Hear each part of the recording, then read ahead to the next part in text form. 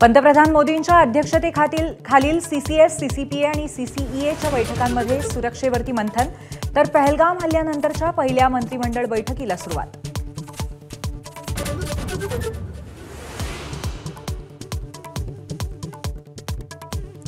दहशतवादाला सडेतोड उत्तर देण्यासाठी भारतीय सैन्याला पूर्ण मुभा. तिन्ही सैन्यदल प्रमुखांच्या उपस्थितीत झालेल्या बैठकीत पंतप्रधान मोदींची भूमिका.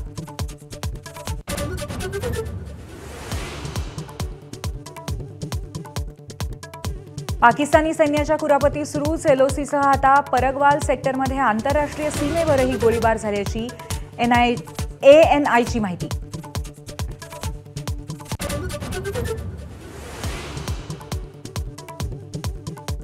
पहलगामच्या हल्ल्यात दहशतवादी फारूक अहमदचं नाव समोर. ओव्हरग्राऊंड वर्कर्स नेटवर्कद्वारे हल्ला घडवून आणला. तपास यंत्रणेतील सूत्रांची माहिती.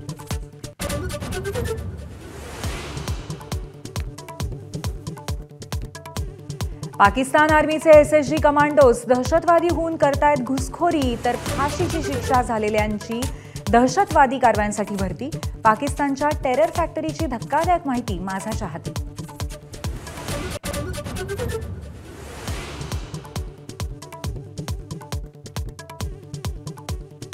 रेखाचित्रातल्या दहशतवाद्याने हल्ल्याच्या आदल्या दिवशी काश्मीरी आहेस का, हिंदू आहेस का असे प्रश्न विचारले होते.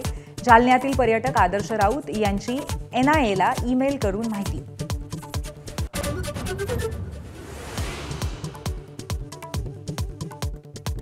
पहलगाम दहशतवादी हल्ल्याबाबत काँग्रेसकडून नेत्यांसाठी मार्गदर्शक सूचना जारी.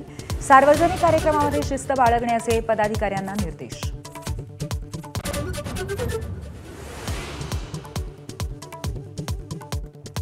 मराठा आंदोलक मनोज जरांगेंची मोठी घोषणा. आरक्षणासह इतर मागण्यांसाठी 29 ऑगस्टला मुंबईमध्ये धडक देणार आणि आमरण उपोषण करणार.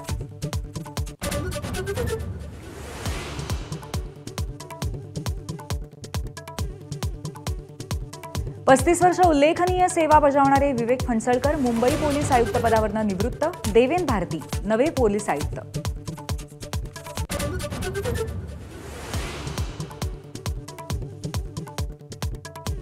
पुण्यातल्या बीजे मेडिकल कॉलेजमध्ये रॅगिंगचा प्रकार. डोक्यावरती गार गरम पाणी ओतून घ्यायला लावत होते सिनियर्स आणि 3 विद्यार्थ्यांचं निलंबन केल्याची अधिष्ठात्यांची माहिती.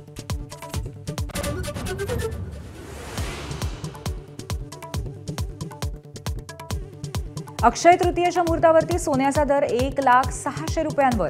सोनं, चांदी, वाहनं, इलेक्ट्रिक वस्तूंच्या खरेदीसाठी ग्राहकांमध्ये उत्साह.